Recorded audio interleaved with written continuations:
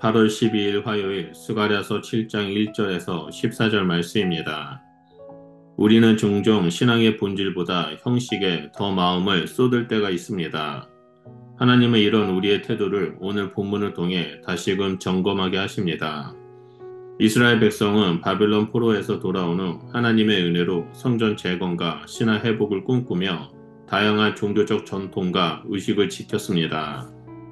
그 중에는 매년 다섯째 달에 예루살렘 성전이 무너진 일을 기억하며 금식하는 풍습이 있었습니다.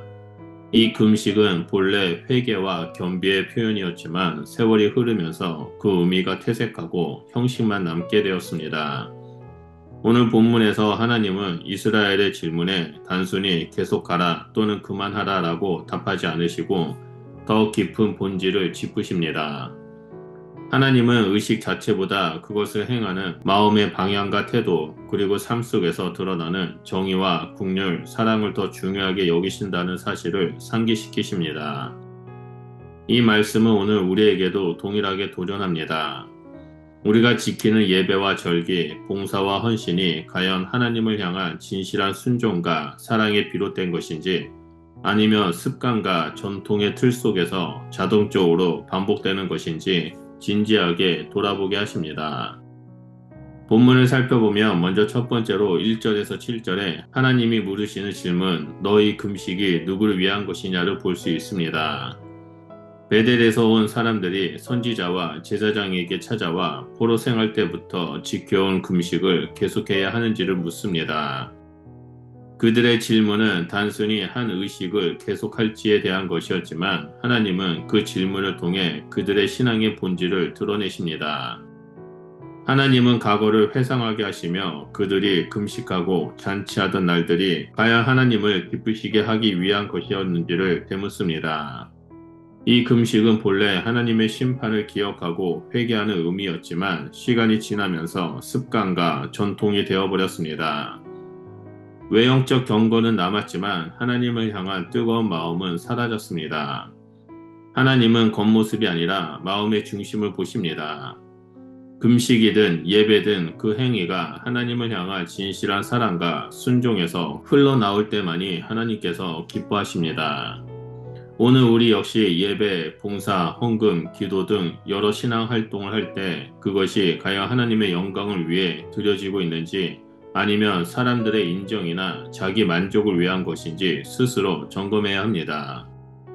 하나님은 단순한 행위보다 그 안에 담긴 우리의 마음과 동기를 보시며 그 중심이 하나님께 향할 때 우리의 경건은 참된 의미를 얻게 됩니다. 둘째로 8절에서 10절을 보면 하나님이 원하시는 참된 경건을 볼 수 있습니다. 하나님은 스가랴를 통해 4가지 중요한 명령을 주십니다. 먼저 진정한 공의를 행하라고 하십니다. 이는 단순히 법적 정의를 말하는 것이 아니라 하나님의 공의 기준에 맞추어 공평하고 빠른 판단을 내리는 삶을 뜻합니다. 다음으로 서로 인애와 긍휼을 베풀라고 하십니다. 하나님께서 우리를 불쌍히 여기신 것처럼 우리도 서로를 향해 따뜻한 마음과 용서의 손길을 내밀어야 합니다. 또한 가부와 고아, 나그네와 가난한 자를 압제하지 말라고 하십니다. 당시 사회에서 가장 연약하고 보호받기 어려운 계층이었던 이들에게 특별한 보호와 돌봄을 베푸는 것이 곧 경건의 실천이었기 때문입니다. 마지막으로 마음에 서로 해하려는 악을 품지 말라고 경고하십니다. 겉으로는 웃음을 보이더라도 속으로 미워하거나 해를 계획하는 마음을 하나님은 죄로 여기십니다. 이것이 하나님께서 기뻐하시는 참된 경건입니다. 참된 경건은 단지 성전 안에서의 예배나 의식을 지키는 것에 그치지 않습니다. 우리의 신앙은 하나님과의 깊은 관계 속에서 자라나 이웃 사랑으로 흘러나올 때 비로소 완성됩니다. 하나님을 사랑한다는 고백은 반드시 사람을 향한 긍휼과 정의로 나타나야 하며 그것이 결여된 종교 행위는 하나님 앞에 아무런 가치가 없습니다. 따라서 우리는 신앙생활 속에서 의도적으로 이웃의 아픔을 돌아보고 불의와 억압에 맞서며 사람을 존귀하게 여기는 태도를 가져야 합니다. 이것이 하나님이 원하시는 참된 경건의 삶이며 그 삶이야말로 세상 속에서 하나님 나라를 드러내는 길입니다. 마지막 세 번째로 11절에서 14절을 보며 말씀을 거부한 결과입니다. 이스라엘은 귀를 막고 마음을 돌같이 굳게 하여 하나님의 말씀을 들으려 하지 않았습니다. 그들은 하나님의 법과 선지자를 통해 주어진 경고를 가볍게 여기고 오히려 자기 욕심과 완고함을 따랐습니다. 이렇게 반복된 불순종은 결국 하나님의 큰 진노를 불러왔고 그 땅은 황폐하게 되었으며 백성들은 열방에 흩어졌습니다. 하나님의 말씀을 거부한다라는 것은 단순히 듣지 않은 것이 아니라 생명의 근원을 스스로 차단하는 행위입니다. 말씀을 떠난 삶은 방향을 잃은 배와 같아 결국 파멸에 이르게 됩니다.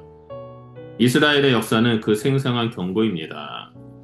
하나님의 말씀은 때로 우리의 마음을 찌르고 불편하게 하지만 그 불편함 속에 우리의 영혼을 살리는 길이 있습니다.